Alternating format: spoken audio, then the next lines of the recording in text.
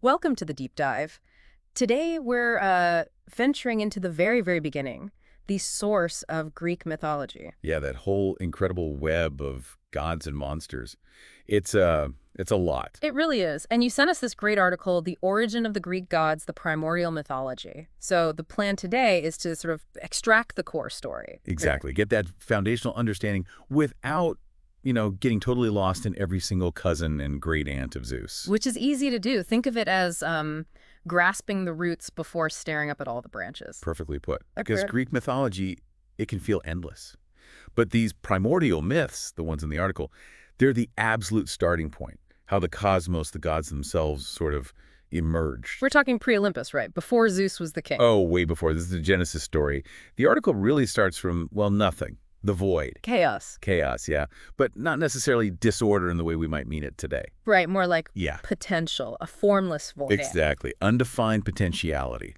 And out of that, boom, Gaia. The Earth itself. The earth, the ground, the source. It's the first real thing differentiating itself from that chaos. And she doesn't just appear, she starts creating, right, on her own. Apparently so initially. She brings forth Pontus, that's the sea, and Aurea, the mountains, Yeah. and then crucially, Uranus, The sky. the sky. So you have earth, sea, mountains, sky.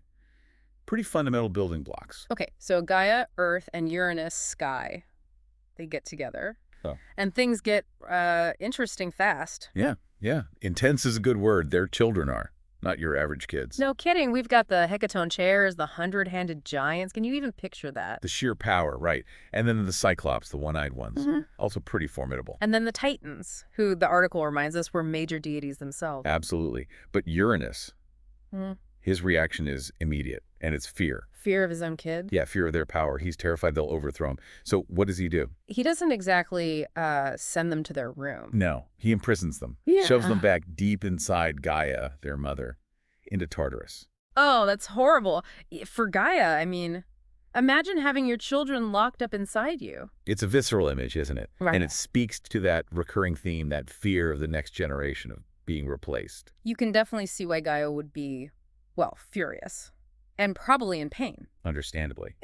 So she starts plotting against Uranus. Okay, how does she do that? She creates a weapon, a Yeah. sickle, made of adamant, like super hard diamond. And she goes to her kids, the Titans, And asks for a volunteer. pretty much. Sure. And Kronos, one of the Titans, steps up. Maybe ambition, maybe loyalty to his mother, Maybe a bit of both. So he takes the sickle. and ambushes his father. The article is quite graphic about the castration of Uranus. Wow, okay, so that's the end of Uranus's reign. That's the end. But there's this strange, almost beautiful consequence from the foam and blood in the sea where it happened. Aphrodite is born, the goddess of love. Aphrodite, yeah, quite the dramatic entrance. Talk about beauty emerging from violence. Seriously, so Kronos is now the top god, king of the Titans. He is. But remember that fear thing? Oh no, don't tell me he gets paranoid too. Seems like it. He hears a prophecy, just like his father, that one of his children will overthrow him. And he learned nothing from Uranus's mistakes. Apparently not. His solution is even more direct, as each child is born to him and his wife, Rhea. What? What does he do? He swallows them whole. He swallows them, his own children. Hestia, Hera, Demeter, Hades, Poseidon, down they go, one by one. Rhea must have been absolutely beside herself. That's monstrous. It really highlights that theme, doesn't it? Power clinging to itself, terrified of the future. Mm. But Rhea, she's had enough. Okay, so what does she do when the next baby comes along? Zeus, right? Zeus, this time she's ready. She secretly gives birth, hides Zeus away, Gives Kronos a rock. wrapped in swaddling clothes. And he buys it. He swallows the rock. Swallows the rock. None the wiser. Zeus, meanwhile, is raised in secret. In a cave on Crete, some stories say, growing stronger. You gotta admire Rhea's quick thinking there. Talk about saving the day. Absolutely pivotal. It sets everything up for the next phase. So Zeus grows up, Ready for a reckoning, I imagine. definitely. But he needs help. The article mentions Metis, the goddess of wisdom. Brains over brute strength. Seems like it. Metis helps Zeus prepare some kind of potion or trick To make Kronos. to make him vomit up his siblings. Oh, lovely reunion that must have been. Huh, probably not. But out they come, Hestia, Hera, Demeter, Hades, Poseidon, all grown, presumably, inside their father. Okay, so now Zeus has his brothers and sisters back, and they are not happy with Dad. Not at all. And this is what kicks off the Titanomachy. The Great War, Olympians versus Titans. 10 years, the myths say, an epic, cosmos-shattering war. The article mentions the Titans, led by Atlas, had the early advantage. Brute strength. Brute strength, the old guard. But Zeus is smart. He knows he needs more than just his siblings. So where does he get reinforcements? He remembers who else Kronos wronged. Who else was imprisoned? The Cyclops and the Hecatoncheires, the ones Uranus locked up. Exactly. He frees them from Tartarus. And they are, understandably, grateful. And they're powerful allies. Hugely powerful. And they bring gifts. They forge weapons for the Olympians. Okay, this is where the iconic weapons come from. This is it. Zeus gets his lightning bolts. The ultimate weapon. Poseidon gets the trident. Shaker of the earth and sea. And Hades gets the helm of darkness. The helmet of invisibility. Okay, now the odds are looking a bit different. Dramatically different. With these weapons and the giants fighting alongside them, the tide turns. So Zeus finally confronts Kronos. He does. The article mentions a final, decisive blow with a thunderbolt. Kronos is defeated. And the Titans? Banished. Yeah. Thrown down into Tartarus, the very place they'd kept their siblings. Poetic justice, maybe? And Atlas, the leader. He gets a special punishment. He has to hold up the sky. Forever. Ouch. That's a heavy burden. Literally. Yeah. So the Olympians win. They establish their rule. The cosmos is divided up. And Poseidon gets the sea, obviously. Rules from an underwater palace. Right. But the article notes he had a bit of a temper. Volatile. Earthquakes, storms. Sounds like a stressful guy to be around. Maybe. Zeus apparently thought so too. He kind of encourages Poseidon to get married to Amphitrite, a sea nymph. To settle him down. That seems to be the idea. To maybe quell his anger a bit. How does Amphitrite feel about this arranged marriage? Not keen initially. She actually runs away, or swims away, I guess. Hides. Oh. So how does Poseidon find her? This is a cute part of the story. A dolphin finds her. A dolphin matchmaker. Apparently. The dolphin persuades Amphitrite to go back and marry Poseidon. And as a reward... Well, let me guess. Constellation. Got it in one. The dolphin gets immortalized in the stars. It's those little touches, you know. Really brings it to life. So Poseidon and Amphitrite get married. Do they have kids? They do. Their most famous son is Triton. Part man, part fish. Poseidon's herald, his messenger. Often shown blowing a conch shell. Okay, so the Olympians are settling in. What about humanity in all this? Where do we come in? Well, that brings us to Prometheus. Now, he's interesting. He's a Titan. Wait, a Titan? But didn't they lose the war? Most did. But Prometheus and his brother Epimetheus actually sided with Zeus. They fought against the other Titans. Oh, okay. So he's on the winning side. Right.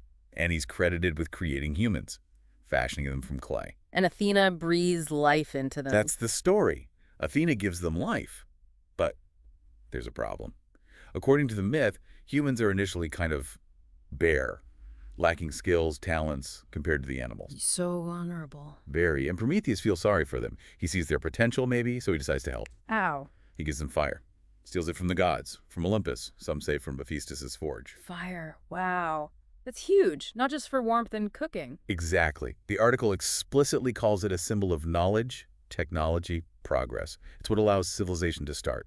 But Zeus can't have been happy about that. That sounds like defiance. Oh, he was furious. It was seen as a direct challenge, giving godlike power, or at least potential, to mortals. So what does he do? He can't just take Prometheus out, can he? He helped him win the war. It's complicated. Zeus's first reaction is to punish humanity. He takes the fire back, or makes it hard to keep, plunges them back into hardship. Harsh.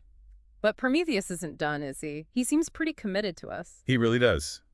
Which leads to the other famous story, the trick at the sacrifice. Oh, yeah. Tell me about that. How does he trick Zeus? Okay, so there's a gathering, a sacrificial meal, to determine what portion gods get and what mortals keep. Prometheus prepares 2 piles. Okay. One pile looks really unappetizing, just bones and awful scraps. Yeah. But it's hidden under a layer of rich, glistening fat. Makes it look tempting. Sneaky.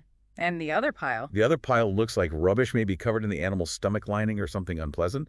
But underneath that is all the good meat. All the good stuff. He presents both to Zeus and says, choose which portion the gods will have forevermore. And Zeus, going by appearances, goes for the glistening fat. He picks the pile that looks rich and appealing. Only to find it's just bones underneath. Exactly. He realizes he's been tricked. that Prometheus has cleverly ensured humans get the nourishing meat while the gods get the smoke and bones. Zeus must have been absolutely livid. Beyond furious.